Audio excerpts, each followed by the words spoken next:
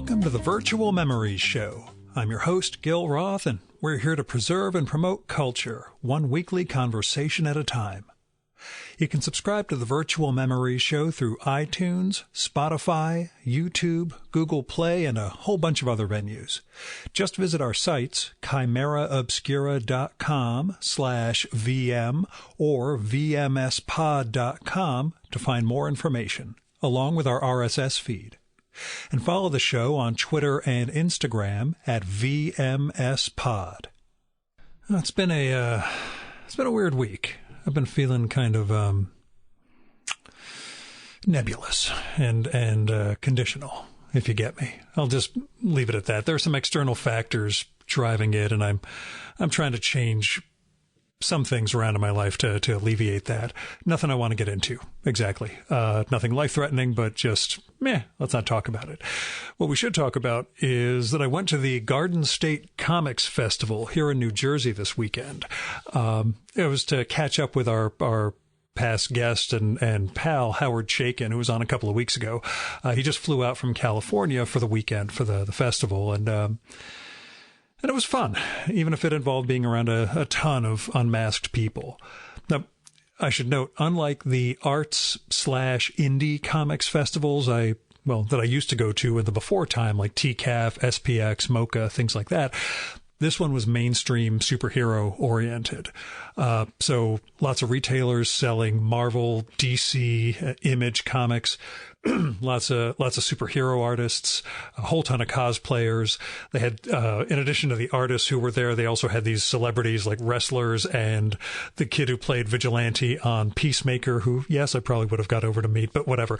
So yeah, it was different. I did find myself hoping that the Spider-Man and Deadpools at least, had N95 filters, built into those full face masks of theirs. But that's probably just wishful thinking. Could have just been a giant COVID fest. I stayed masked up the whole time.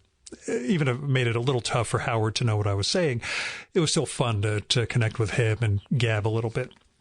Plus, he introduced me to a couple of future podcasts, Walter and Louise Simonson.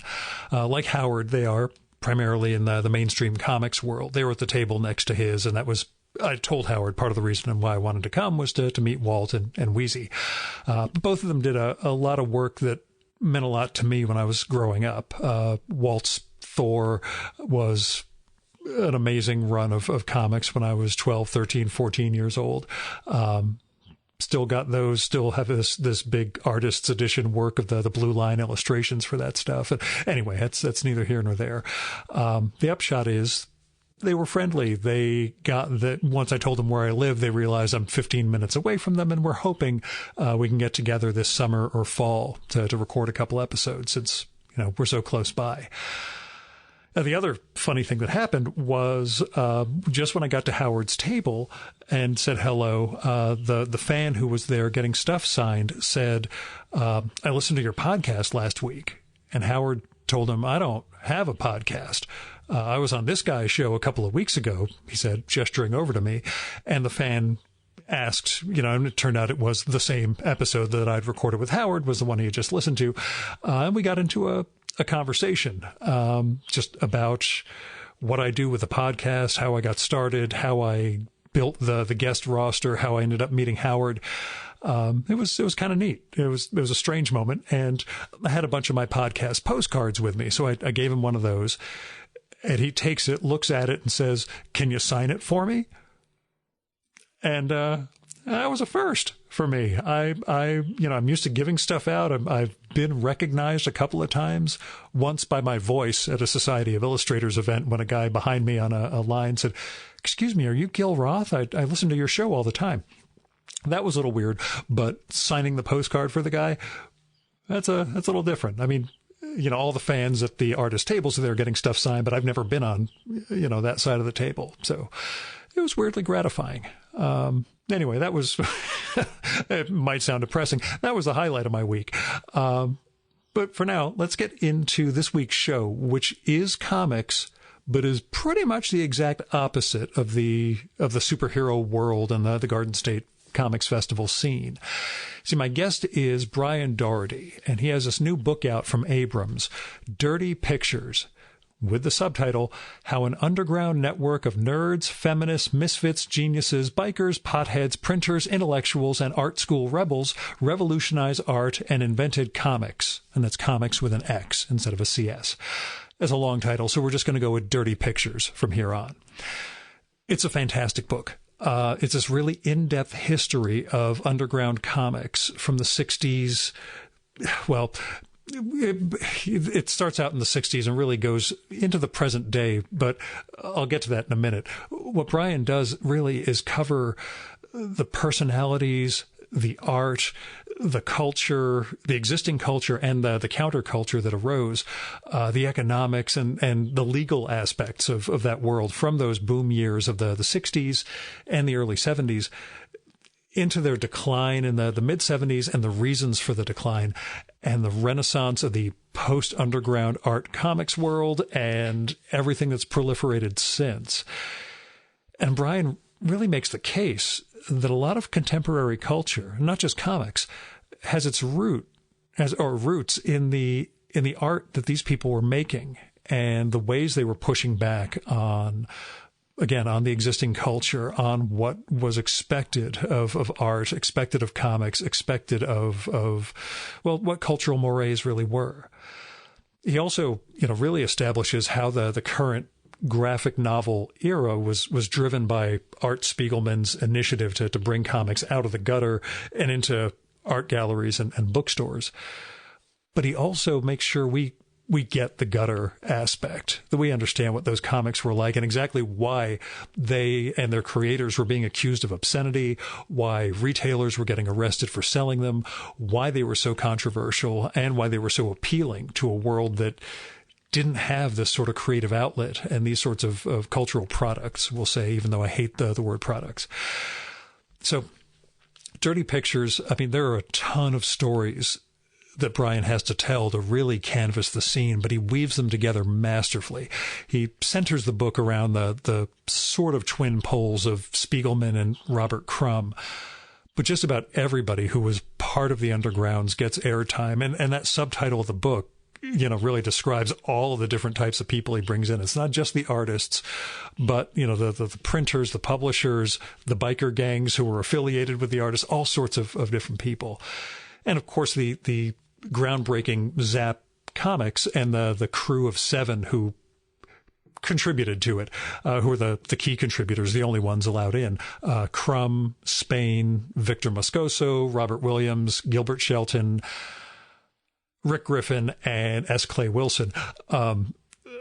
He almost introduces them like a sort of demented Knights of the Round Table, but the thing I want to get at is that Brian's really careful not to lionize any of these figures. The role they play is almost heroic, as is, the number of other cartoonists in that era and the other people who risk their livelihoods to create this work. But he lets their words speak for themselves, and he lets their peers' words speak for them at certain times. He doesn't pull any punches about some of the personal aspects of these creators and the boys club vibe of much of the scene and the internal fights and rifts that occur and the ever-present money concerns that drove so many artists either into overproduction or just out of the scene entirely. And there's space in Dirty Pictures for the women who made undergrounds, and he really manages to show how they alternately mirrored and clashed against feminism of that era and what it meant. And there's plenty of discussion even near the end of it about how the undergrounds and their work, especially Crumb's, are viewed today and what it means to bring today's lens on, what these creators and artists were trying to do 50 plus years ago. So love Dirty Pictures, impressed with the rigor and sourcing that Brian puts into it. It's not anecdotes. If you read the notes, everything is coming from interviews, from letters, from the personal papers. He really blends contemporary interviews and archival materials to show us how stories have changed over the years and how the figures evolved, from who they thought they were and to who they became. And as he'll tell us, getting to those archives during the pandemic was no easy feat.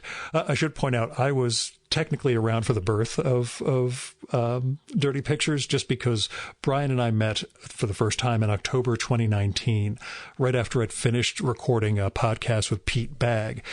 Pete, along with Robert Crumb and his wife, were all in town. His wife, Aileen Kaminsky, were all in town in New York for this big event up at Columbia. And Brian was in town also for that and had just pitched the book that day to Abrams. And it got bought. He ended up spending a chunk of the pandemic researching and writing it.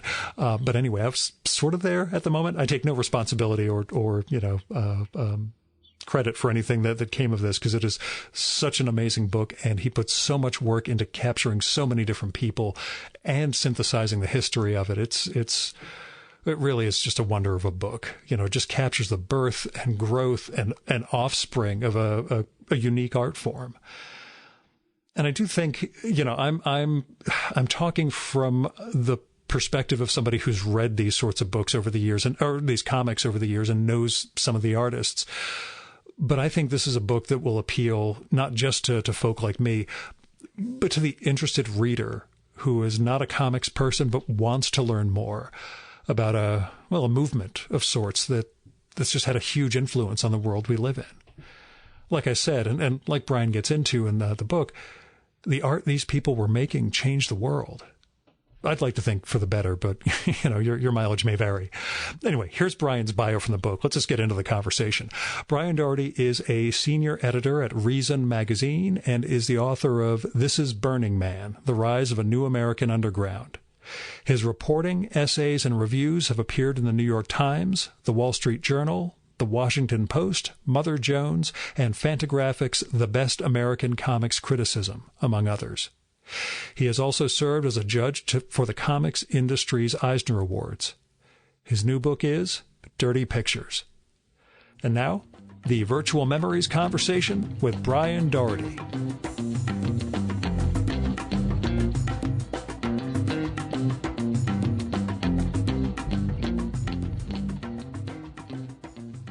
I know you talk about it in the acknowledgments a bit, but tell me where Dirty Pictures began for you. In 2018, San Diego Comic-Con had a series of panels dedicated to the underground because it was the 50th anniversary of the birth of the underground comic book format, because that was the year that Zap 1 came out. And I attended a bunch of them. There were ones focused on women, ones focused on censorship battles, I think just kind of some more generic history ones. And my buddy Tom Spurgeon, who was basically my Comic-Con buddy. I think Comic-Con is the only place Tom and I, ever actually shared time together. And he was certainly the best person in the world to attend panels with or attend the Eisners with. We were sitting in the back together at various of these panels, and I was learning a bunch of stuff I didn't know before.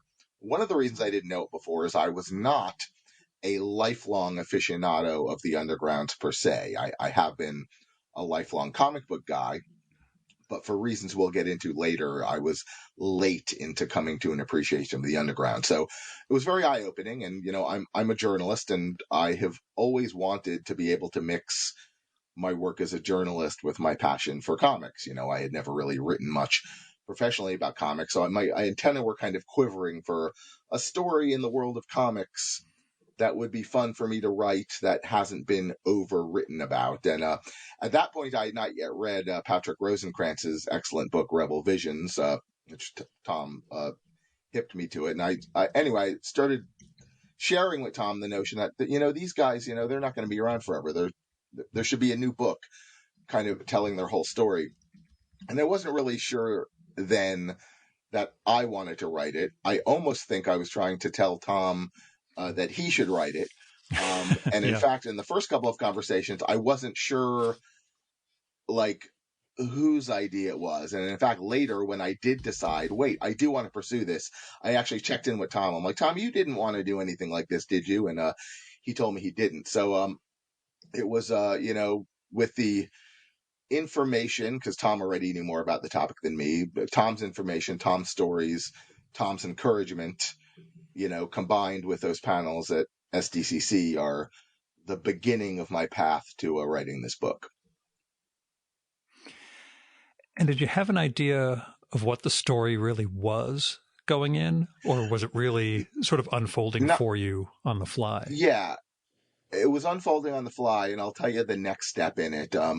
Coincidentally, like I think probably the January, I don't know, a couple of months after that Comic-Con 2018, I am a staffer at a libertarian-leaning, political and cultural magazine called Reason, and my editor actually fed me the notion, like, "Hey, Brian, you're a big comics head, right? Is there any sort of story that melds together your interest in comics and Reason's libertarian concerns?" And there was a specific story kind of unfolding in the culture at that time that did connect the undergrounds with Reason's concerns with, unbridled, uncensored, and unharassed free expression, kind of the controversy triggered in public by Ben Passmore uh, sort of questioning the value of continuing to venerate specifically Robert Crumb at Small Press Expo, I think in that same year. Um, Yeah. so there was sort of a new wave of, and I probably should have hated the phrase even back in 2018, but I've come to hate it more. The phrase cancel culture got attached to it. And it's not Yeah. the worst phrase in the world. I do think it has some relevance, and we don't need to dig into that too much, though we could later if you want. So anyway, so I wrote a story which ended up being headlined, Cancel Culture Comes for Counterculture Comics, in which I explored that dynamic, and the stories that I dug into that I thought were most relevant to this controversy about, hey, why do some old people get really upset when we heavily criticize whether their work, should be lauded, or in some cases should even have a right to exist. And I think the fact, which I think some people under 35 maybe didn't know, is that Crumb and his colleagues lived through an era in which people literally were arrested for selling their comic books. Like the questions of censorship, whether cultural or political, had a salience, a Sure. violent salience to people who lived through the early 60s and 70s that they probably do not have to someone growing up in the 21st century. So that kind of became the theme of that story, was the story of the actual political and legal war against the undergrounds. And now my book is not just an expansion of that point. My book is a very general interest cultural history group biography. So it would not be accurate to say my book is an expansion of that Reason story, but that stuff is in the book. There's chapter 7 is dedicated to the censorship question. And at any rate, it was researching that story. I got a pile of material about these people, about the times they lived in, about how the business worked. I did read Rosencrantz's Rebel Visions by then, which almost stopped me. I have in the Hmm. past, I have never written a book. This is my 5th book. I've never written a book in which you could say, "Oh, there's a book kind of just like that already exists," right? There's a history of underground comics that already exists. And there is, and it's very good. And it almost stopped me for a minute. It didn't for, I guess the overriding reason it didn't is I just really wanted to spend a year or two thinking about the stuff and writing about it. And I figured, I'll let the market decide whether another such book is necessary. And another couple of things I think I do that Rosencrantz didn't necessarily do is I try to extend the story thoroughly to the present. Like, a third of my book happens after, the mid 70s, which is when the original wave of classic old school underground kind of started to fade away. And I think Rosencrantz was very embedded in what you might call the Zap aesthetic, right? Which was a big part of the undergrounds, Hmm. Yeah. but there was a lot more to the underground. So I wanted to give focus to maybe to more of the nonfiction and the cause related stuff and the female stuff. And I hope I did a good job with that. So that's my defensive explanation for why I thought someone else should write a book like this. You don't Someone have else, to. You don't have to justify the book at all. It's a someone else wonder. already I, wrote a I very enjoy the good living book hell about out it. of it. And they did Yeah. you absolutely should read Patrick's book. And I think probably 2/3 of my citations that are to secondary sources are to work Rosencrantz did. He did great. So So then I decided I would just try it, and I did the shtick that people do. I wrote a proposal, got it out there, succeeded in selling it, and then I sold it in November of 2019, and so I sort of had a vision about how researching this book would work in November of 2019. That changed very thoroughly. I'm going to talk. You didn't ask about this. I'm going to talk a little bit about it. I haven't been talking about it too much because it feels defensive and poor mouthing in a way that I don't necessarily want to do. But I do want it understood that in my imagination, I was going to meet 80 to 90% of the people who I interviewed for this book, and in reality, I think I met 12 of them. 10 to 12, basically the people who I got to before March, because by March 2020, the notion of, especially people who generally are well over 70, inviting a stranger, to sit 2 feet away from them to talk to them, became pretty untenable. So it affected, I think it is probably likely that I don't think COVID prevented me from interviewing anyone who I otherwise would have gotten to interview. I did get to them all somehow, generally by telephone or some sort of internet video chat, but it did prevent me from meeting them. And that was a big blow. And I think it made the book a little less than I wanted it to be. And the secondary concern that COVID brought up is that access to archives was highly limited in various strange and damaging ways. In some cases, as simple as, the hours are half what they used to be. So for a not foundation supported and not academic supported traveling researcher, that became a problem, because it's like, okay, for every week that you're living in a Motel 6 in Ohio, you're only getting 20 hours of access to the archives instead of 40. And then in the case of Columbia, I'm hesitant to get too specific about this because Karen Green, the archivist at Columbia, did something amazing for me. And I don't know that she wants to do it for everyone. So I don't want to say specifically what she did. But Karen put herself through a lot of trouble because the rules of her archive in Columbia were that I just couldn't even be there. If you were not a student or a staffer at Columbia, you just could not go to their archive. So Karen did some very difficult and time-consuming things for me that allowed me to read a certain number of things in their possession without me actually being there. But I would say in the case of Ohio, just because of time and money constraints, I saw, about half of what I dreamed I'd see. And in the case of Columbia, probably even more like, a fifth of what I dreamed I'd see. I feel weird that I even did just say that, because I didn't. I don't know. I don't know that I wanted to say any of that out loud, but I did say it, so it was on my mind. It's okay. It's ask me a question. Well, no, this is all part of the. I mean, you and I are doing this remotely. When you and I met, it's because Pete Bagg and I were sitting down for an in-person conversation in October of 2019, because before the pandemic, that's the only way I did this stuff, and having to adjust to remote is weird. In fact, who do you, of everybody you only record or interviewed remotely or by email, who do you really wish you could have sat down with in person? The Crumbs, mostly, for a couple of reasons. Yeah, I figured. I want to back up a bit, because that night that we first met in person, was another step in the genesis of the book. If I'm remembering the timeline correctly, I was in New York, because I knew I wanted to write this book then, and there was an event going on celebrating John Cook's amazingly detailed book about Weirdo magazine. So the Crumbs were in New York, which they are not that often, and Pete Bagg was in New York. Pete and I are old buddies.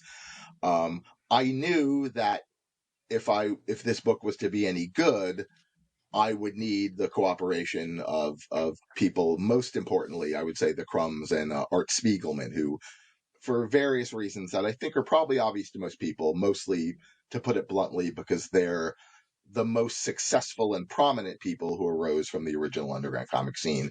They kind of had to be the narrative spine of the story. So if I didn't get access to the Crumbs, if I didn't get access to Spiegelman, it would be a poor book indeed. So the timing was interesting because my proposal was out in the world.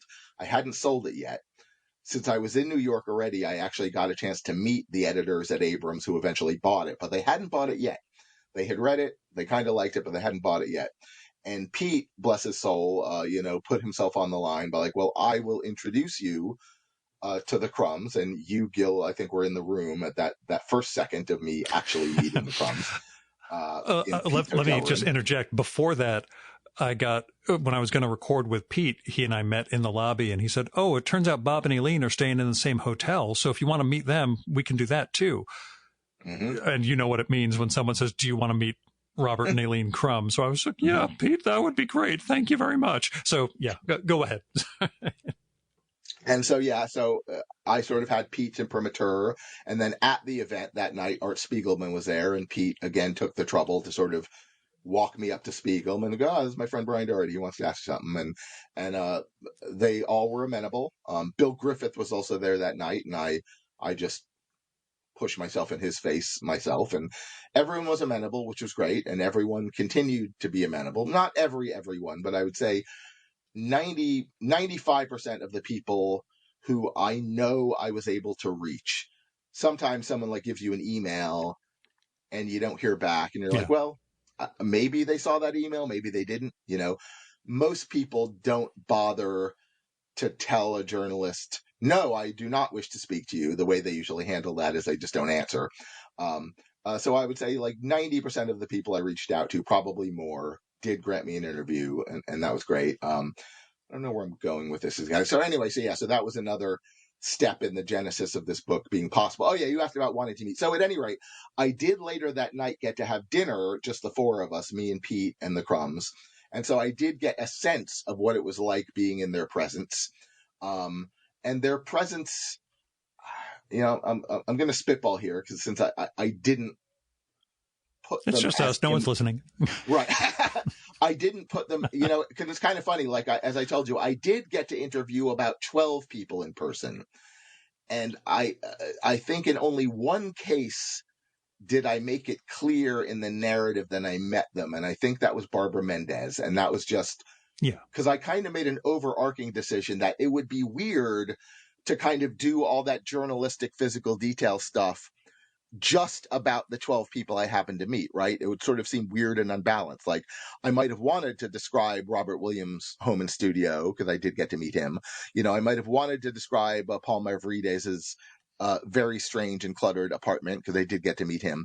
But because I didn't get to meet many people, I thought that would unbalance the book. With Barbara Mendez, there was certain details about having been in her it's completely pivotal to how you depict her that you have the physical sense of where she is. So I'm totally down with that decision. Yeah, so like I had to do it once, but I mostly made the decision to make it an unembodied work. And I do think like being able to write about just even the physicality of Eileen talking to you, is very, she is that kind of classic character she presents, that sort of energetic, old Jewish Yenta type, she really is that in a very colorful and fun way, which I didn't really get to embody. And also, of course, the Crumbs, and this definitely was not any reflection on that they fell in love with me or anything. I know the Crumbs have a tendency to do this. They are incredibly open to just inviting people who want to learn about them or write about them to just come stay with them in France, or at least to go into their house. And I did have an invitation. Yeah, come to France, hang out at the place. But COVID made that not possible. So that was a huge regret. I'm trying to think of others who I really feel like, oh boy, I think it would have been great to have been in Spiegelman's workspace. I think that would have been really interesting, at least as a fan. Those are kind of at the top of the list that come to my mind right now, who I really regret I didn't get to meet.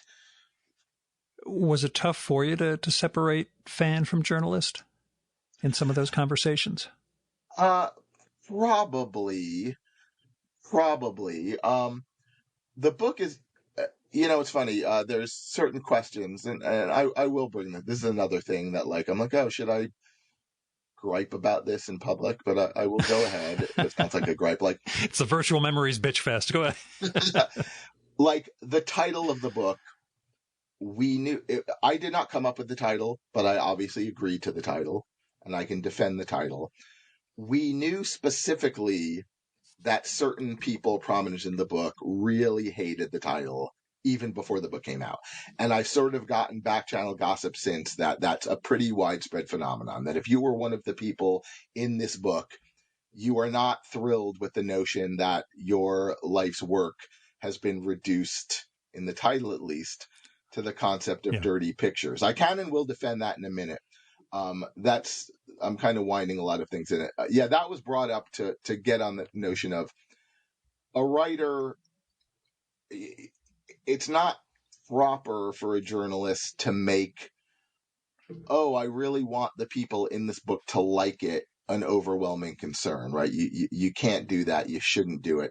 Except in the sense that you should try to get your facts straight and get your interpretations defensible, right? But you can't be bogged down in like, oh, will they appreciate this portrayal? But when you do admire their work and like them, and I will say, like, obviously a 2 or 3 hour phone call is not the same as meeting someone, but like I had a delightful time, whether in person or on the phone, with everyone, no exceptions. There's not a single like awkward or weird or that was strange experience in my interactions with the people in this book. So they were all pleasant people. They were all helpful people. They were all giving me something they didn't have to give to help me do something I wanted to do. And they all have done work that I love. So obviously, like, you don't want to piss them off, but you also, as I was alluding to, don't want to make, oh, I think this person's great, like make you go, oh, so I shouldn't relate this anecdote or use this quote or tell this story. Like, probably subterraneanly that does happen, probably without you even being consciously aware, that because you can write, certain books can be written from a position of critique. Like, you can write a book about a topic, the point of which is, I've got something sharp and critical to say about this world. Like, that was not the perspective from which I was coming. Like, I was coming from a perspective of appreciation, admiration. I think these were fascinating people who did important work that should be remembered, perhaps better than it is, that deserves to have a New York trade work of prose nonfiction telling their story. Obviously I believed all that. That's why I wrote the book. So it's a bit of a twinge to feel like, oh, they all feel angry about the way the book is titled. But here's my defense of the title, the intellectual defense, and then I'm going to give the market defense. This is literally true. I had to think about it. These were a wide variety of artists and publishers and printers. It's not all just the artists, but it's mostly artists. People in the business of underground comics, either making it, publishing it, distributing it, whatever. They all did comics in a lot of different styles. They all did comics in a lot of different reasons. There was autobiography, there was science fiction, there was antic comedy, there was absurdity, there was psychedelic image making. Like, there's not one thing that actually unites them all aesthetically. What united them was a business model. But literally, and I thought about it, and I guarantee you this is true. If someone else can come up with something else, I'm willing to hear it. The only through line that unites every single person in this book, the only one, is that they drew, published, or distributed what the mores of their time considered dirty pictures. So that's a fact. That is the through line. And it's an important through line. And I understand how, especially artists who stopped drawing dirty pictures decades ago, maybe a Bill Griffith, who is one who I absolutely know for sure hated the title. Maybe an Art Spiegelman, who I don't know for sure hated the title, but I wouldn't be surprised if he did. If you got beyond, even like a Crumb, if you got beyond drawing dirty pictures, you might go, oh, it's kind of annoying to have my life's work reduced to this. But of course, a book is a book and a title is a title. I mean, anyone who reads even 5 pages of this book would realize that the book does not reduce what they did to that concept. No. That concept, it's a sales tool. It's something that the publishing professionals at Abrams and a lot of civilians who I just sort of floated it by are like, that's catchy, that's colorful, that's intriguing, I want to know more about a book about dirty pictures, right? So it's defensible as a sales tool, which is what it is, and I do maintain that it is defensible intellectually. And you will note, Gil, you'll probably noting, Brian, I didn't ask you to defend your book. Why are you so defensive about it? Well, I'm defensive. I actually just had some interactions just yesterday in which I was confronted with this knowledge that, a lot of people are not happy with that title. And so I've had to think about it. So it's on my mind. Oh, and I think it does tie in with the question you did ask, which is that, did my admiration and appreciation for them shape the book? Well, fandom versus writer. Right. Clearly it didn't shape the title, I guess. But as far as the pros, it probably did. It probably did. Like, certainly unconsciously, like, there are certainly details and stories and anecdotes I knew about or heard, that might have just seemed gratuitously nasty if I used them. And if my purpose was to be super critical of this world, maybe I would have, and maybe I didn't. But that never really consciously came to mind. And, there's sort of a tonal, you're kind of building a tonal mountain with a book this long, where sometimes you're like, well, would a certain detail just sort of seem so out of place in the general arc of how I've chosen to tell this story, that maybe you decide it doesn't fit, and you think you're making that decision, artistically or journalistically. Yeah. Maybe really you're making it because you're like, that feels like a gratuitous kick in someone's butt or whatever. Like, right. There had to have been moments like that. But second guessing yourself is just going to drive you insane. And one just did come to mind where there was something that I merely alluded to that I could have gone into detail about. And it's about someone who unfortunately died since I interviewed them. And so we'll talk about it off mic. Yes. And so there's probably even, I don't know if them being dead makes it worse to talk certain. It probably does make it worse. So I'll because of the people who are still left, it can be, Yes. But along those lines where you mentioned, go on.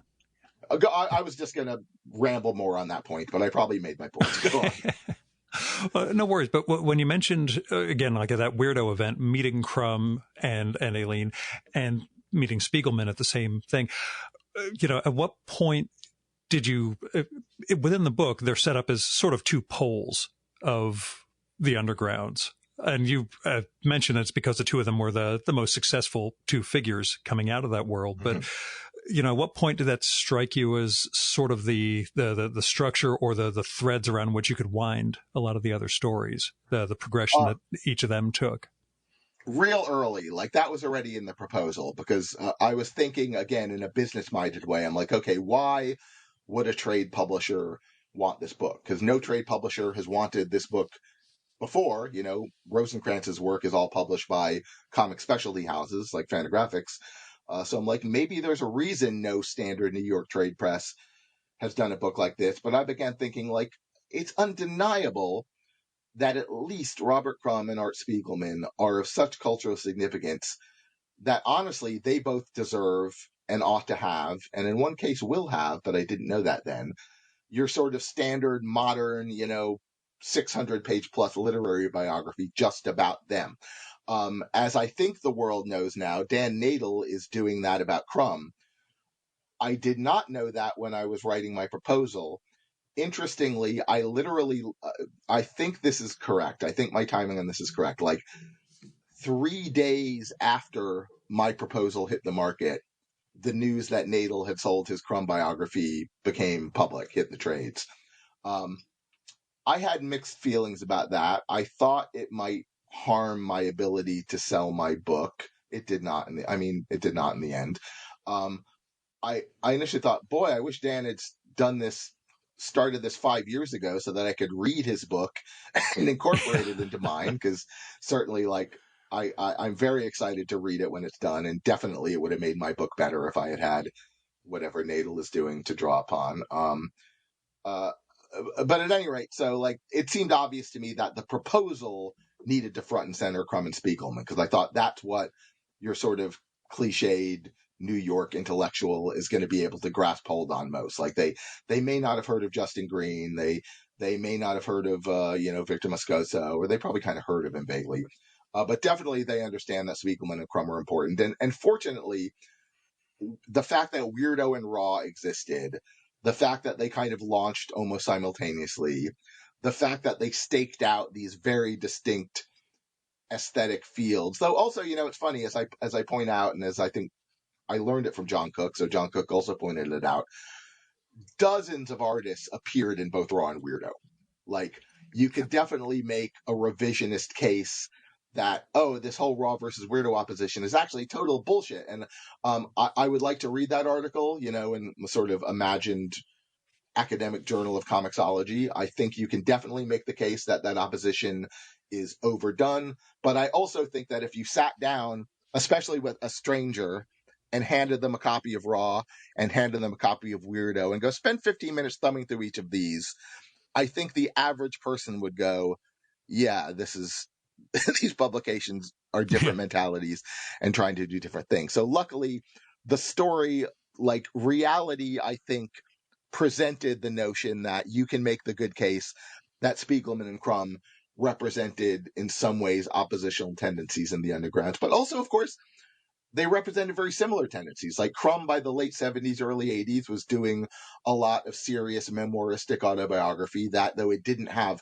a topic as heavy and as sort of like culturally approved of as important as, Art's parents' experience, was also coming from that same mentality of I'm going to use comics to expose the inner psychological realities of an actual human being and their relationship, even with their parents and family. Crumb's done great stuff about his dad and about his brother, So you could write a great essay about how exactly the same Art Spiegelman and Art Crumb were.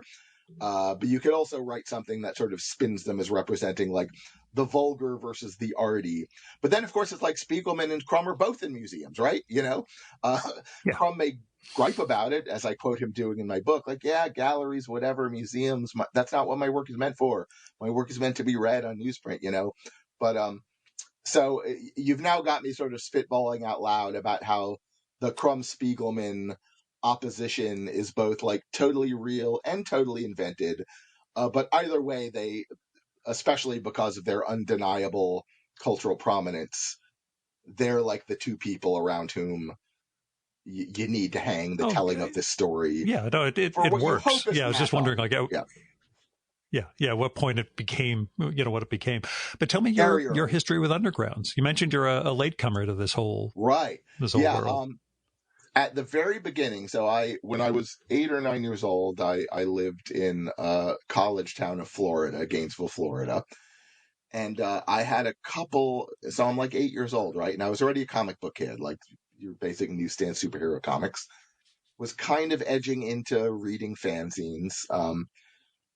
And there was a sandwich shop, a hoagie shop, a sub shop, whatever you would have called it, next to the college campus that occasionally my big brother, maybe my dad, would take me to. And this is 1976, right? So the cultural prominence of the actual first wave undergrounds in a small southern college town was already pretty big.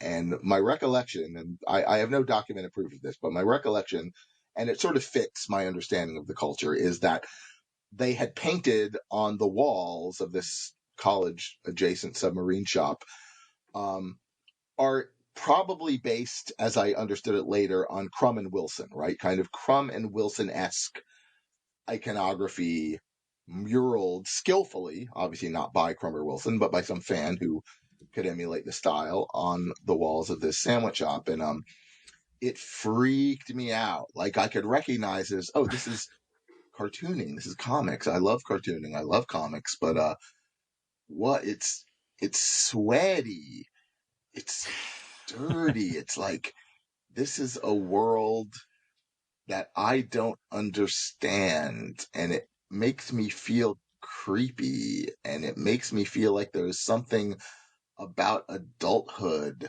because you could kind of feel it was adult. I mean, probably at least one of the figures would have been like a big-breasted woman or whatever, some signifier of adulthood. And I was freaked out by it. And I quote Sammy Harcum in my book telling a similar story. Like, if you see this stuff probably before you're 13 or whatever, maybe before you're pubertal, it's going to seem really off-putting Yeah. and weird to me. And it did seem really off-putting and weird to me. And the local, college adjacent comic shop there, where I would occasionally go to buy my superhero comics, had some undergrounds, and I would see them, and I'd maybe pick one up once and thumb through it. And it was just scary. And so even as I became an adult, and I should have realized that, oh, there's a reason why that stuff freaked you out when you were 12. Like, you don't need to let that bad attitude hang over you. And even like in the 80s and 90s, when I'm becoming an obsessive fan of the Hernandezes and Bag and Klaus and Ware and, Seth and Joe Matt and all that stuff, that I clearly understood was like, oh, this is kind of, in a way, a modern iteration of this. That weird bad attitude that got stuck in my head by seeing it too early hung over me till I think I was in my 30s. And then through certain of the Fantagraphics volumes, I began to actually read the stuff and understand it. But I will also say that even when I started writing the book, I was far less of a fan than I became. The fact that writing Yeah. this book made me spend tons of time reading tons of undergrounds. I became a fan of all of it, even stuff that at the beginning I'm like, oh, I'm not sure how much I appreciate, Rick Griffin's cartooning. I'm not sure how much I did. I definitely was doubtful about that halfway through. But then just the more you're forced to look at it, the more you actually learn about the man and understand what the man's purposes were, the more just sort of the level of extraordinary and arcane craft and the creation of something unprecedented. That's like a great thing about the undergrounds. Yeah, I And wanted to get at that. And I think that goes back to your Ben Passmore thing with realizing nobody was doing anything like this before a Rick Griffin or Moscoso or someone. yeah. Yeah. And definitely it's like I'm 54, right? So I have certain older friends who are enormous fans of like, I don't want to pick on them too much, but I'm going to use like Lenny Bruce and Frank Zappa as examples. People who are like, I was 14 in the mid 60s or the early 60s when I first heard Lenny Bruce and Frank Zappa. And I have never been able to appreciate the genius of Lenny Bruce or Frank Zappa, right? And maybe if I decided to write a book about them and immerse myself in them, I would. And I think it was kind of similar with the Undergrounds. And it's probably similar to the way a lot of people see it. It's like, if I quote Robert Williams saying this in the book, he's like, nowadays this is nothing, but like, this stuff, Zap 4 or whatever, like this was unprecedented. Like, you did not, I'm kind of half doing my bad Robert Williams imitation here. I'll stop. This stuff did not exist. And, that's important. And, I allude in the book to like how many hundreds of quotes you can find from cartoonists who read Crumb, in the 70s or 80s and are like, nothing is ever the same again. Like, you just didn't understand what cartooning could do, what cartooning could be until you saw what this guy was willing to do with it. And I think it's very hard for a 21st century reader to get that feeling. And it's okay that they don't get it. I quote Noah Van Sciver in the book. He had, I think, the wisest sort of ecumenical take on this whole controversy of like, do we still owe respect, regard, and attention to these artists? Van Sciver, who does love them, he's like, look, I get that there could be a million reasons why you looking at a given Crumb page might go, I am not impressed. And in fact, I'm kind of upset. Like, for all the obvious reasons, Van Sciver's like, I'm not going to try to argue you out of that. Like, that's, you have the right to own that reaction. And, I guess the one thing I would ask everyone in these debates is to remember, the arrests and to remember, like, however much we want to sort of culturally fight about this, let's at least not take it to the stage where anyone is being taken downtown and thrown in prison, thrown in jail for having sold a comic book. Beyond that, the debate should be ongoing. I touched on the debate a little. I did an interview the other day in which someone actually thought I talked about it too much. This whole question of like, oh, how is a modern sensibility meant to interpret this stuff? I kind of feel I didn't do enough of it. Like, when a book in an author's mind is this, palace of imagined perfection, and then it becomes a real thing. and hopefully for the sanity of the author as time goes on, they kind of sink into the real thing and inhabit the real thing and don't inhabit their imaginary palace of wonders in their mind. But I I think it is important when you're writing a book about these people in 2022 to at least address the fact that they dealt with certain, racial, sexual imagery and ideas that the vast majority of people in the 21st century are going to go, I do not want anything to do with this. Like, I get it. Right. I am not of that opinion, or I wouldn't have written the book, obviously.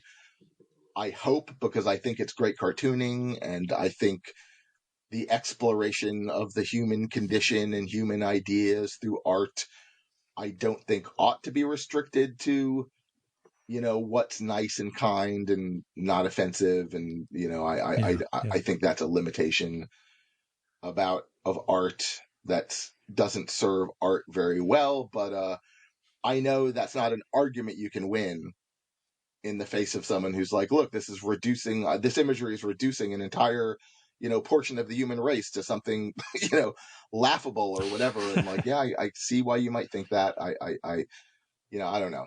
I could go on about this. There's and you can probably even no point out, I percentage in mean, doing when so it comes unless you to have a the, specific question. no, I'm hip, and you even point out in the book, even in the time, people like Trina Robbins were just like, yeah, that's not right. It's not like these debates weren't being had when the work was being produced. It's just that we live in a different time yes. now, and yeah. Absolutely, yeah. And I want, obviously, and so I want to stress this fact of it. Like, it was never like these were underground comics for a reason, right? That one of the things they were doing was, we're going to do things that are offensive and that you're not supposed to do. I would say the cultural understanding of how that kind of offensiveness can harm or hurt other people has become more acute, right? Like, I mean, you can't deny that this was like kind of a white boys club for the most part, right? Like it was. And it was white boys playing with white boys' concerns and white boys' senses of humor and white boys' senses of like what's outrageous but funny versus what's outrageous and horrible. And that's the line. But yeah, it is worth pointing out that it was always outrageous. It wasn't like, oh, this is what you would, you would see this kind of imagery in the Sunday paper. Like, no, you wouldn't. And, that's actually one of the reasons why the people drew them. Whether there's a good whether that's a good reason or not is something we can question. But like, it's something in like, it is an eternal human desire to like stick your finger in the eye of respectability. Like, not everyone has it, but like, there's always a certain percentage of the human race that whatever you're supposed to do, there's someone who's going to want to not do it for whatever reason, and whatever you're not supposed to do, they're going to want to do it for that same reason. And it's a sort of, it's an impulse that you might not want to have anything to do with. And if you really are offended by people trying to be offensive, then the world of underground comics is not something you're probably going to appreciate. But, hopefully there are still people out there who do. So when you mention the white boy concerns, it's a line you bring up briefly in the book. Outside of Spiegelman, there aren't a lot of Jews in the scene. Yeah. Did you ever theorize what that is? I think it's because we don't want to offend our mother, but there's that, but obviously like a lot of other realms of outrage, from comedy, to rock and roll. I know it's funny because, there's that line in the book, and I think one of my editors actually was like, could we tease this out a bit more? And I'm like, no, I'm not sure that I could actually. Like, that also is something for a future like academic journal article in, the Imaginary Journal of Comicsology. I didn't want to do invidious, and for whatever it's worth, I'm both Jewish and Catholic, right? My mom was Jewish, my dad was Catholic. I was baptized and confirmed and raised in the Catholic Church, but tribally I'm Jewish because my mom was Jewish. But regardless, I didn't feel comfortable doing a lot of ethno-religious based speculation, but I did think it was fascinating, so I did want to mention it. And of course, the flip side of that is the female underground cartoonists are overwhelmingly Jewish. The male underground cartoonists, hardly any at all. Make of that what you will. Yeah, I thought about that, but Aileen and everyone else, yeah. Yeah. Yeah, Yeah, it is Eileen, weird. Yeah. Diane, Trina, yeah. Hmm. So, what I should have led off with, the impact of the undergrounds on American and we'll say global culture. What do you really see as I'll say the legacy? Were they mirroring changes in terms of permissiveness and sort of liberalization in the world, or do you think they were driving a chunk of it, I would say or both? to give, yeah, you will. You're asking me that because the book doesn't really answer that question, and as I stumble through trying to address it, you'll see why. There are certain questions that I would have loved to have been able to make a 2 sentence generalization about, and this kind of gets back to the imaginary palace you had in your mind. That would have required a deep dive understanding of the social history of the late 60s and early 70s. That, I have, I think, a decent, normal, well read human being who has always been fascinated by the counterculture understanding of that world and that time. I hope the book doesn't reflect ignorance of it. And my suspicion is that they led the way a bit. My suspicion is that things that were happening in the underground, especially in 68 and 69, were a level of outrage beyond what you were seeing anywhere else in the culture. They were underground for a reason. People were arrested for selling it. This stuff was porn. This was not reflected yet in movies. This was not reflected yet in TV, in newspapers, or in a magazine that you could get in a normal place. So I would say the very fact of the arrests and the very fact of the undergroundness of the distribution structure indicates that they were pioneers in using popular art form and communication to be outrageous in the way that they were. And then by the 70s, you had your National Lampoons and your heavy metals that were kind of more normal newsstand magazines that in some cases used actual underground cartoonists, but not as often as you might think. That really did sort of co-opt. And I think I quote Dennis Kitchen somewhere in the book, sort of saying wow, if we can do the things we're doing in a mass market publication like Lampoon or Metal, why am I even still doing this? It was on their minds that they used the systems that they used because they wanted to be able to say and do things that they could not do anywhere else. So I'm coming down firmly as I spitball an answer to your very interesting question on the side of saying they pioneered it more than they reflected it. And again, maybe someone super educated in the late 60s culture could push back on that, but that's my tentative answer. I'm hip, and it's one of the things I found ironic as you, in the early chapters, detail the artistic upbringings of a bunch of the cartoonists, many of whom try to go to art school, discover that everything is abstract expressionism, figurative artists are kicked out, and cartooning, of course, is primarily figurative. And yet AbX is sort of promoted by the U.S. government as a as a sign of how open we are about art. And yet that very promotion, in a way, drives the undergrounds into existence, which actually subverts in a real way what the American government was trying to achieve. I just thought it was a really neat tension and irony point. that you. Yeah. I wish that thought had occurred because I'm familiar with what you're alluding to, the sort of more recent scholarship about the CIA support of that stuff. So I did not know it. It did not occur to me while I was writing this book. That's a brilliant observation that I wish it occurred to me. Thank you very much.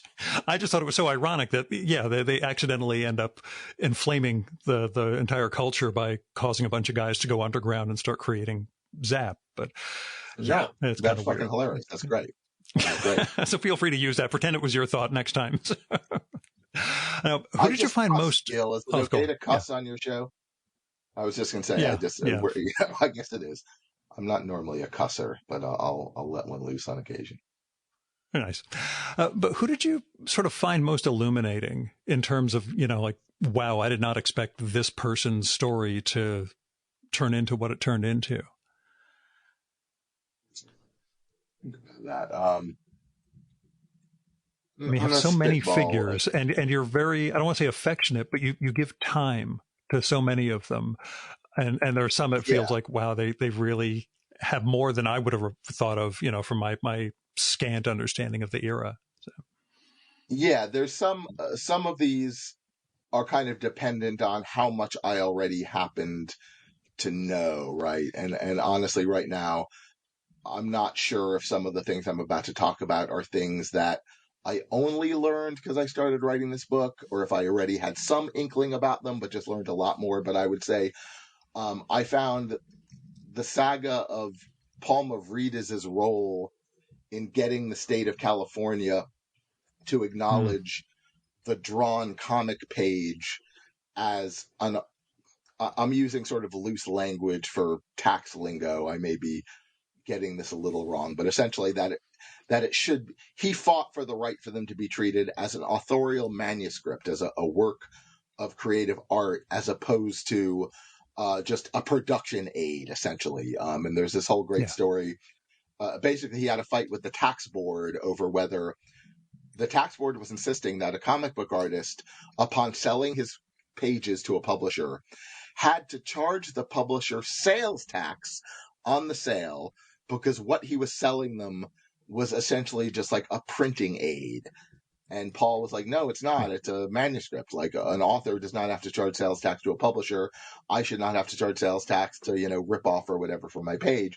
And he fought and he won. So that was just like a very strange, very interesting story of art and politics, that the fact that it could be connected to like the last guy invited to be in Zap, I found to be, delightfully intriguing. Like mm, Zap sort of helped prove that comics could be art. And then Paul Mavrides proves that comics pages should be treated by the state of California as art. I love that story.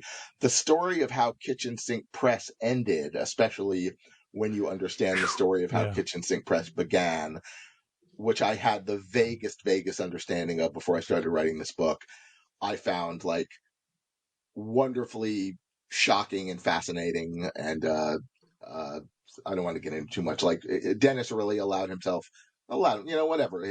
Fate caused Dennis to be sort of caught up in the 90s business whirl of leverage buyouts and optioning properties in a way that was like so alien to where it began that it was just a very intriguing and colorful thing to contemplate.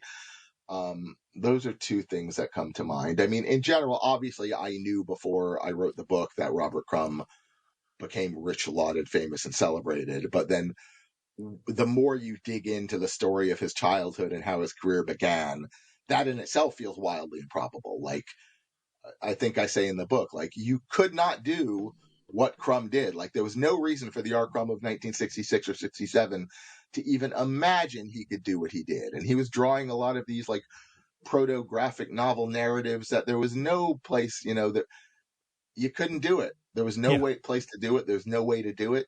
He was lucky enough to run into Don Donahue at a party in San Francisco, and then it all happened. And obviously Spiegelman the same way. Like, I can't pretend I wasn't aware of what happened to Art Spiegelman, but the more you dig into it and the more you have to tell it that, the guy who was drawing the Viper and, the Talking Turd stories in, 1972 and 73, that he was going to be the guy who he became by the mid 80s is staggeringly fascinating and exciting. Cause like you're on these guys, like I, at least I was on their side, and the more I learned about them and the more I read their mail, like the more on their side they became. Like their spirit as sort of young fanzine kids is very winning. It was delightful. And it's especially delightful when they did succeed, right? I mean, I'm sure yeah, if there were like archives of nobodies, right? You could probably, it's like I got to read all of Jay Lynch's mail because Jay Lynch became who Jay Lynch became.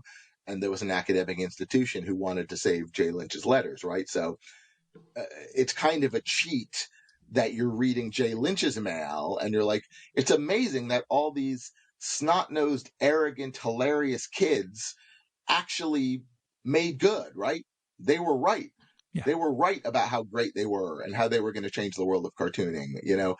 It's amazing to contemplate. I mean, there's probably someone else's mail that will never be in an archive of someone who he and his friends thought they were going to change the world, and they didn't. But no Yeah. one ever reads their mail. But anyway, so that was very exhilarating, like to read like the letters of the 16-year-old Art Spiegelman and Crumb and Jay Lynch and Skip Williamson, and be like, they did it. These crazy kids did it. It was very exciting. It made me happy. You bring up though, because Spiegelman in the book, I have it noted as page 303. Spiegelman raises that question of, were we just in the right place at the right time? And I think you show through the course of the book that, it took something greater than that, but it did take that historical, economic, and other context around them. What's your take? Yeah, what I think, and I quoted Crumb similarly, what I think Spiegelman and Crumb they were both kind of referring to stories of very recently kind of going back through their collection of underground comics and kind of being like, geez, a lot of this is fucking crummy or whatever, which like is unequivocally true. For the most part, I think history has done a pretty good job of filtering like the people who we still remember, the people who Fantagraphics is doing books or reprint editions of right now are mostly the best ones. I didn't, I kind of wanted to discover a lot of like completely forgotten gems, and I found a few. Some of them are not even mentioned in the book, unfortunately, because again, back to the Golden Palace, like I sort of imagined the book would have more kind of like close reading discussion of the actual comics than it did. I kind of made the decision Did you like want I'm to going to make include it more about. illustration too? Yeah, here's the thing. There's Like no art it in the was book. never I wasn't sure. right. Yeah. Yeah, it was never meant to be a heavily designed book along the lines of Rosencrantz's book. Like that was never the idea. This was supposed to be the word book. However, I did imagine at the beginning that it would at least have the standard like 16-page insert of images, because it's just pro forma and it seems like, oh, it's a book about an art movement, it should have some images. That ended up not happening. It was ultimately the publisher's decision. I agreed with it because, to be honest, and you probably understand this, having to wrangle the image section would have been, for me, expensive, and it would have honestly been emotionally and professionally difficult because it's kind of a Who weird do you cut? situation, right? Like, Yeah. right, because like let me say, for example, like I wrote a book about the Burning Man Festival. That was my first book, right? And of course it had to have images, but the people who I had to negotiate with about the images were just people who happened to have taken pictures of the Burning Man Festival, right? With this book, the people who I have to negotiate about images with were the very people who were the subjects of my book. And journalistic integrity wise, that's a real tricky situation to be in. You don't want to have a conversation with, oh yeah, that book you interviewed me for 8 months ago. Yeah. What did you say about me in that again? Like, could I, like there were a lot. I don't know that it would have been difficult. It might have been easy as pie. Fantagraphics might have just been like, yeah, we'll give you one-time use, whatever of things we've reprinted. It might have been easy. I anticipated it being hard. But my publisher took the decision out of my hands. They just decided, I think just strictly for cost concerns. But the explanation they gave me, which I agreed with, because at first I'm like, oh, that's weird, isn't it? And a lot of people do think it's weird. But here's the fact. 99 in the world we live in, 99.99% of anyone who has this book in their hands is 10 seconds away from a little box that they almost certainly have on their desk or in their hands that will expose them to thousands of images connected to any name in this book in far greater profusion and in far greater reproductive capacity than could have been in this book. Like, I know it's an easy thing to say and an easy thing to go, oh, it's absurd that this book doesn't have pictures. But then it's like, how much would it have added that, oh, okay, yeah, there's a picture of Mr. Natural. Oh, yeah, and there's a picture of a griffin eye. Like, it's like, it ultimately, I don't think it actually would have added to the value proposition of the book in the year 2022 in any meaningful way. I get why it's a knee-jerk obvious thing to say, but I think honestly, when you break it down, what the book could, and again, it was never going to be like a Rosencrantz thing where like 600 images, like there was never going to be that. That was not what this was supposed to be. I honestly don't think you could say it matters to the value proposition of this book that it doesn't have, the the one picture of Trash Man and, the one picture of the Checkered Demon or whatever. I mean, I don't know. You may disagree, but I think that is No, I'm with an you. But honest part of it, fact. Yeah. because I'm on the inside, I know what all those things look like. So it was just my moment of like, well, yeah, I'm a biased reader when it comes to this because I know almost every one of these artists and images. So yeah, I was just curious as to whether it was a consideration and it's for the best. I mean, I've had interviews with art critics lately who just say, yeah, reproducing a work of art in like a magazine or a book collection, it doesn't matter. It's just like seeing it on screen. It's not the same thing as seeing the thing in person, or in this case, seeing the comic itself. So, Yeah. but So I'd say like the besides decision was made yeah. because, just to sum up, the decision was made by my publisher because of cost and trouble issues. And it was defended on the grounds that everyone can see every image they want in 10 seconds better and with a wider range of choices than we could have given them.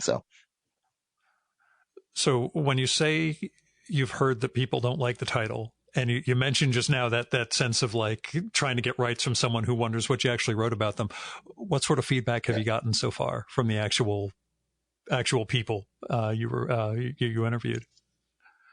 I know it's only been a few weeks, but Sure, yeah. The people who were interviewed, you might imagine and might appreciate that, oh, I should get a copy. But of course, that itself doesn't happen because, there's 80 of them and that would be ridiculously expensive.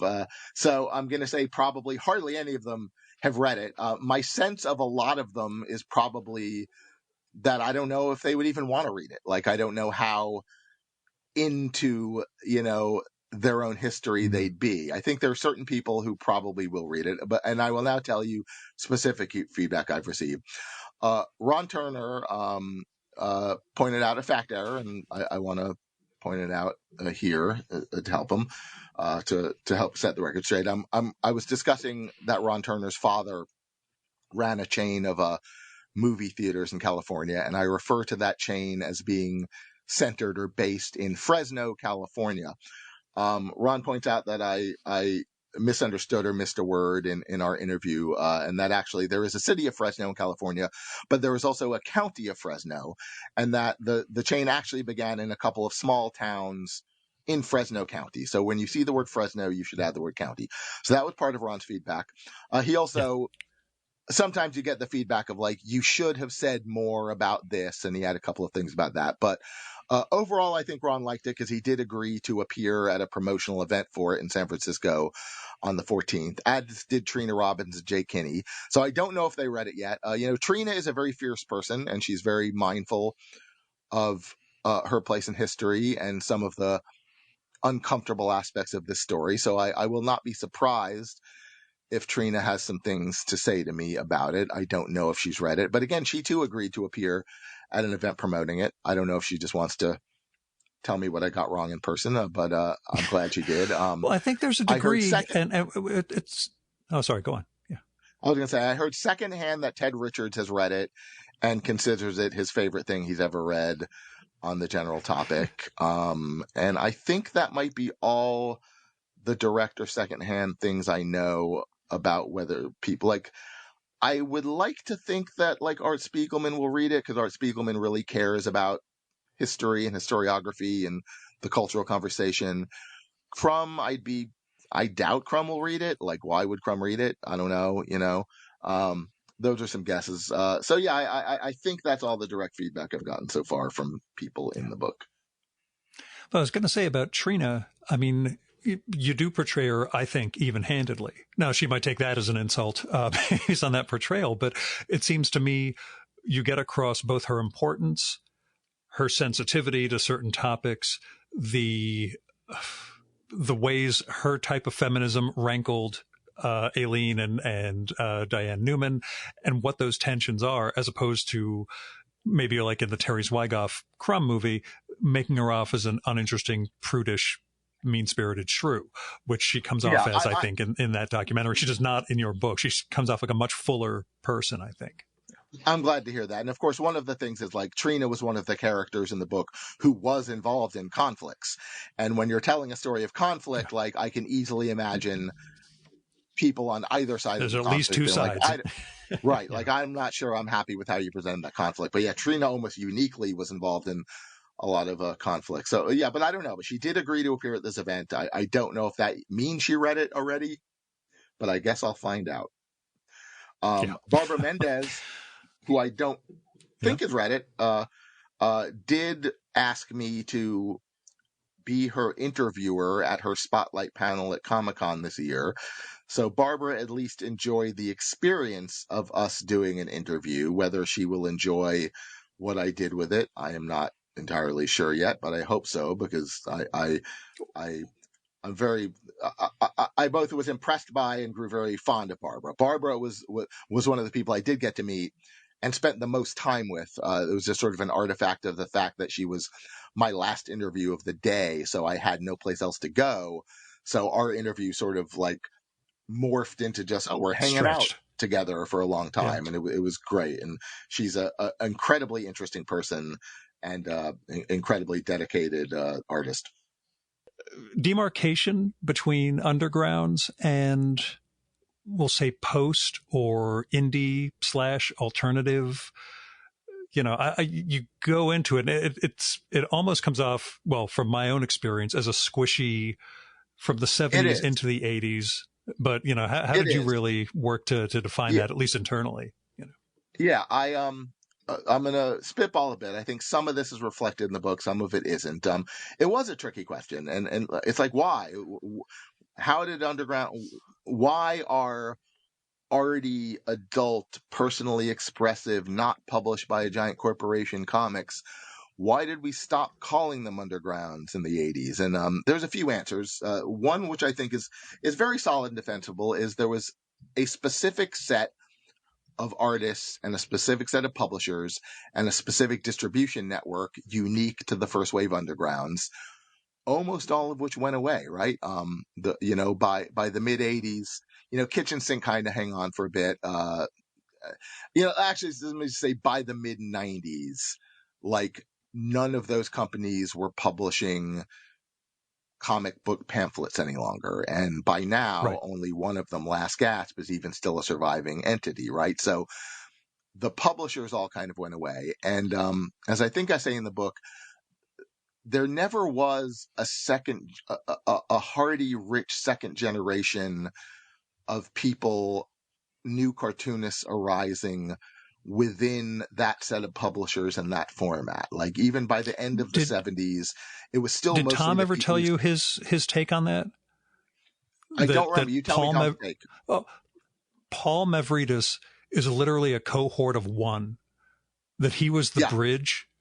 He was the second wave of undergrounds, except he was the only person in that wave, just because of the timing and yeah. Yes, that's very correct. I say this in my acknowledgement, and you've just reminded me, like, my book would have been so much better if Tom Spurgeon's ideas could have been reflected in it more. Yeah, that's brilliant. That's absolutely correct. Yeah, he was kind of the hippie to punk pivot, the rock and roll to new wave pivot. So yeah.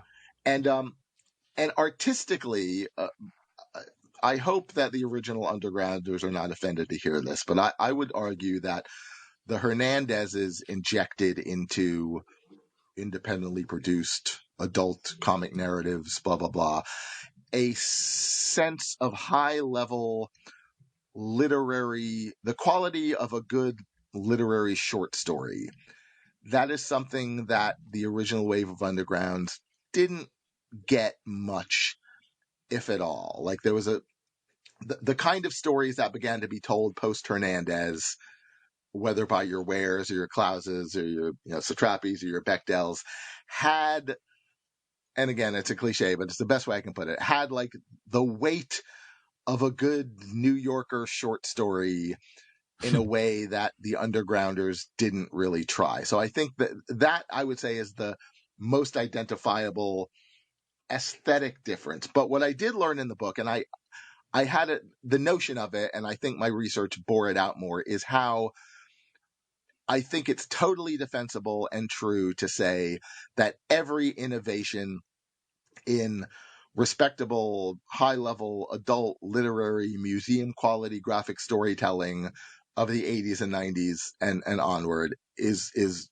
directly goes back to the undergrounds, in some cases very specifically, in some cases just more with the concept of we can do whatever we want with comics and there's an audience for it.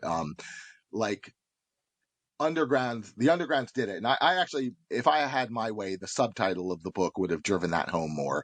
The subtitle would have ended with something like, and elevated comics, from the gutter to the whatever word you want, museums or whatever. Because I think that's the cultural story that's the most important and kind of mind-blowing, is that all this crazy, weird shit, from 68 to 75, like, led to like this vulgar, horrible nonsense that people got arrested for drawing, is the reason why comics are now adult respectable and in museums and being taught in colleges. And that to me is the root. That's the root of the, like, why should an average person care? Like, my dream, obviously I want everyone who already knows they're into underground comics to read my book.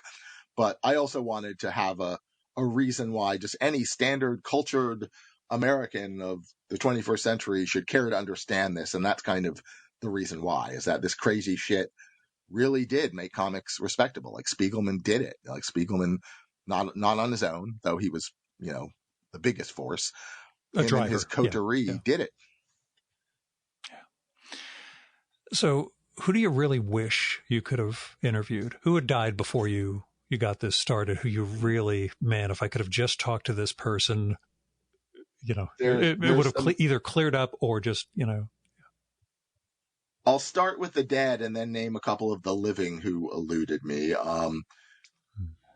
Richard Corbin, who was not dead when I started the project, did die when I was in it. And I don't know that if I didn't know he was close to dying. I don't know if I'd gotten on the ball with hunting him down faster that it would have worked. He was kind of elusive. Like, hardly anyone knew how to get in touch with him. Some people knew how to get in touch with his wife, and it was kind of on my list of things to do when he died. I also have some reason to believe it wouldn't have worked, because John Cook had told me that, he had been trying to get Corbin to sit for one of John Cook's legendary, career-spanning book-length interviews, and that Corbin had been kind of resistant to it. So I don't know that I, missed Corbin regardless. But like to have, I feel like maybe kind of the science fiction horror end of the book, I think a reader who is way into that end might feel like, I don't feel that aspect got the attention it deserved.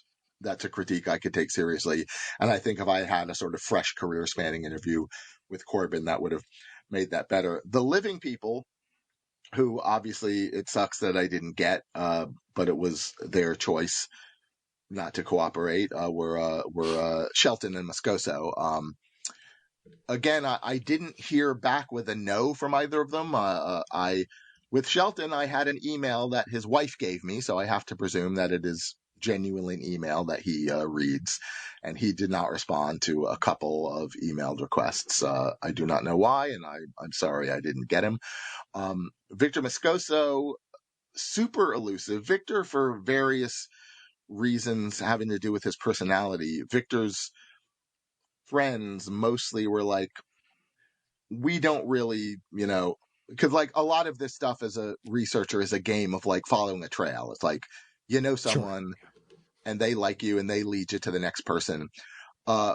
Victor has many friends in the field, obviously, and they're like, we're not comfortable being part of a journalist bothering Victor. We don't want to be blamed for putting you together with him. Exactly. Yeah. They were like, we're not really in the mood to be involved in that. Like, good luck, and he actually has like a paper mail address.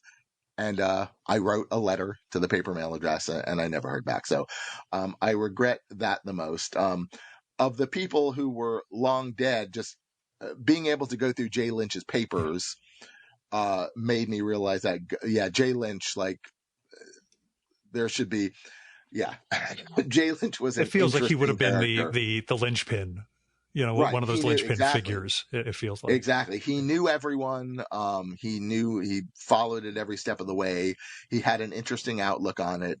He had a kind of, cartoonists love that sort of like depressing self-deprecation thing. They're like, it's a very common thing in arty comics, is playing with the notion of, geez, what a pointless, absurd thing it is doing arty personal comics, and Jay had that in spades, and yeah, and he knew everyone, and he was there from the very beginning, and yeah, he would have been fabulous. A shout out though, of course, to Gary Groth and the Comics Journal, like, because they have been around forever.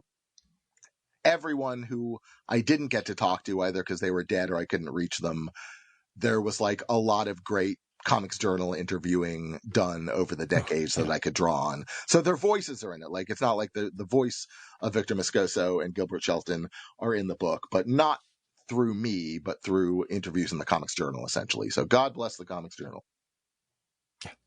Yeah, even reading it, there were people I've interviewed who you have in the book, and then as I'm going through, I started putting a list together of, boy, I really need to get X, Y, and Z before they're gone. And it's about 15 or 16 people I've got listed. Moscoso was one of them, so now I know I'll probably not happen. But yeah, there was a degree of, boy, what are we doing if we're not sitting down and getting the stories from, people who are key figures in the culture? Obviously, in some ways, like, I didn't approach this. This is not like a work of, muckraking investigative journalism, right? It's not like I'm going to get to this guy whether he wants to be got to or not. It's like, for a book like this, you need them to want to be got, right? You're having a friendly conversation about their life's work. So at a certain point, I wasn't going to like, I'm going to show up on Victor Moscoso's door or whatever. Like, you don't do that. It's just like, you want to know, do they want to do it? So that's a preface to saying, like, I wasn't aggressive, because to me, a book like this, it's not about being aggressive. It's about letting them know, I'm writing about you and your life's work. I would love your voice in it. Like, do you want to do it? And if they don't, they don't. So to a certain extent, I didn't completely beat the bushes, but this is all a preface saying, afterward, I was telling Gary Groth this story, and Gary's like, oh, I would have, he didn't promise he could have made Victor happen, but he's like, oh, I would bother Victor for you. So if you know Gary well, Gil, and you want to get Victor later on, maybe Gary is a good middleman. He's willing to be at any rate. I'll needle him. I just never want to be Jonathan Ross and Neil Gaiman showing up at Steve Ditko's door. Like, you've seen that documentary, right? Right. Yeah. Like, yeah. I don't want to be that guy. Right. I can understand someone going, you're a journalist trying to tell a story. You got to be hyper aggressive. But to me, a book like this, you shouldn't be hyper aggressive. You should do what you can to communicate to them that you want to do it. And then it kind of has to be up to them. That's my philosophy of this type of book at any rate. So sort of last question. Who do you wish had kept cartooning? Who left the field, who you just think, wow, I wish that person had stayed in? Michael McMillan is the first answer that comes to mind. That guy. Yeah. And he was kind of one of the not very well-known people who I got. Michael McMillan probably didn't draw more than like 50 pages of comics. A lot of them in arcade. He was just a San Francisco dude, an animator, worked on some animation with Moscoso. He had a sense of humor that was extraordinarily contemporary, and this is almost insulting it a little bit, but it kind of has that feel of like the kind of like Adult Swim comic mentality, but better than that. Just a sense of heightened pop culture minded absurdity that really hit me where I lived. And I did get to talk to him, and I was sort of blown away by his mind. But he's the kind of guy, when you ask him, like, where did this come from? Like, you really have a unique.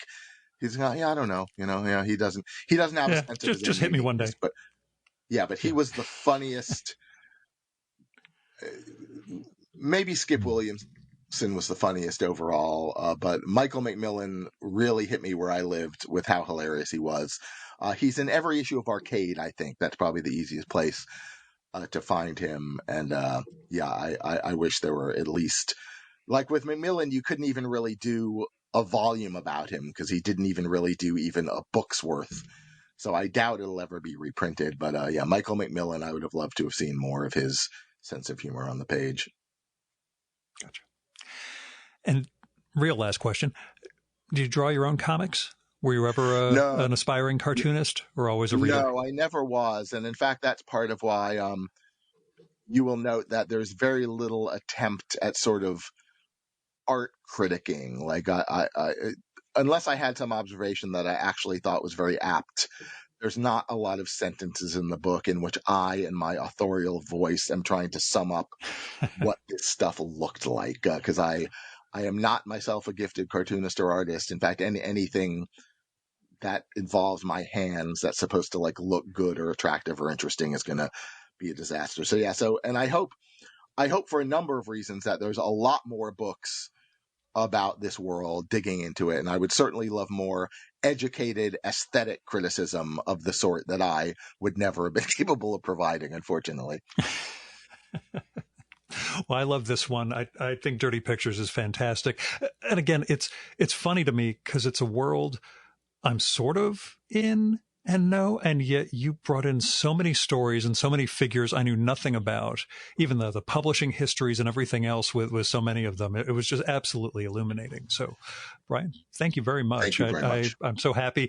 I'm so happy I was there the day you were pitching it in New York, that happened to be the day that you and I met. So it was exciting. And yeah, the Crumb. So, hey, had you already met the Crumbs before they walked into the room that moment, or was that the moment we both met? I met Aileen. I met Aileen at Mocha a few years before, and we connected just because, well, she was signing, but she had just listened to I mentioned to her that I had recorded a podcast with Clive James, and she mentioned that she had just heard him on the radio like a day or so earlier, and the sound's great.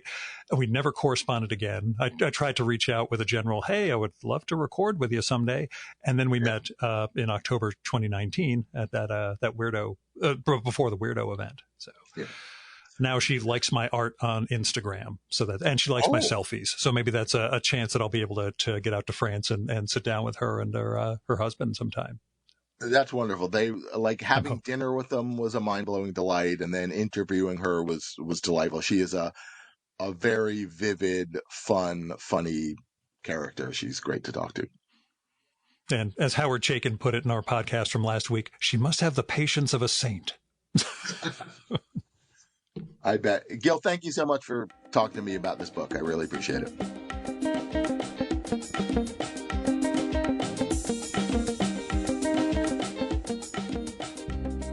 And that was Brian Doherty. His new book is, and this is the long version, Dirty Pictures, How an Underground Network of Nerds, Feminists, Misfits, Geniuses, Bikers, Potheads, Printers, Intellectuals, and Art School Rebels revolutionized art and invented comics, from Abrams. It's a blast, and it's got a ton of great stories, and it really helps bring to light what that era meant and what that art meant, and how what those people did influenced not just comics, but culture for the past half century.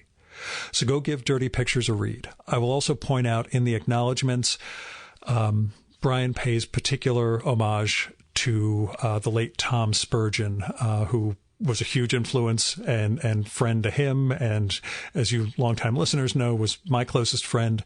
It was really reading the kind words that Brian had for Tom at the end of the book really just kind of, well, it meant a lot to me. I'll just leave it there. Now, Brian is on Twitter as Brian M. Doherty, and Dirty Pictures has an Instagram feed as Dirty Pictures Book. I'll have links to those in the show and episode notes for this one. You can support the Virtual Memory Show by telling other people about it. Just tell them there's this podcast out there where this guy does these interviews with these really interesting people every single week.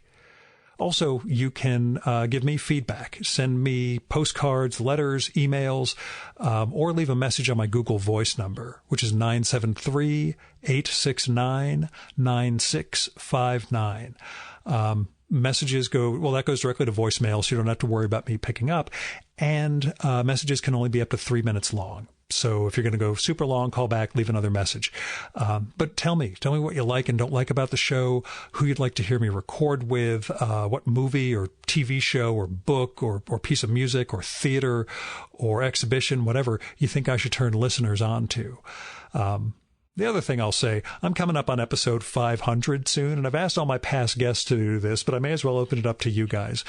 If you want to leave a message for inclusion in episode 500, call that Google Voice number, identify yourself, and leave the message. And let me know that it's okay to include your message in that episode of the show. Again, it's 973 869-9659. 500 episodes is coming up really soon, and we should celebrate that, and you should help me celebrate it. Now, if you got money to spare, don't give it to me. That's a nice form of celebration too, but really don't need it. My expenses are low. Job pays me pretty well. It's okay. So if you do have money or other resources to spare, then I really hope you'll help out individuals or institutions in need. You can find people through GoFundMe, Patreon, Kickstarter, Topato.go, Crowdfunder, etc. And there are other crowdfunding platforms out there. If you're looking to start for somewhere to start with institutions or foundations, I give to my local food bank. I give to the Poor People's Campaign. There are a lot of things you can do right now. We're in an important moment. There are climate funds, abortion funds, election funds. There are things you can do to help try to build a better world. So I hope you will. Our music for this episode is Fella by Hal Mayforth, used with permission from the artist. You should visit my archives to check out my episode with Hal from the summer of 2018 and learn more about his art and painting. And you can listen to his music at soundcloud.com/Mayforth. And that's MAY4TH. And that's it for this week's episode of the Virtual Memories Show. Thanks so much for listening. We'll be back next week with another great conversation. You can subscribe to the Virtual Memories Show and download past episodes at the iTunes Store. You can also find all our episodes and get on our email list at either of our websites, vmspod.com or chimeraobscura.com/VM. You can also follow the Virtual Memories Show on Twitter and Instagram at vmspod, at virtualmemoriespodcast.tumblr.com, and on YouTube, Spotify, and TuneIn.com by searching for Virtual Memories Show. And if you like this podcast, please tell your pals, talk it up on social media, and go to iTunes, look up the Virtual Memories Show, and leave a rating and maybe a review for us. It all goes to helping us build a bigger audience. Now, you've been listening to the Virtual Memories Show. I'm your host, Gil Roth. Keep reading, keep making art, and keep the conversation going.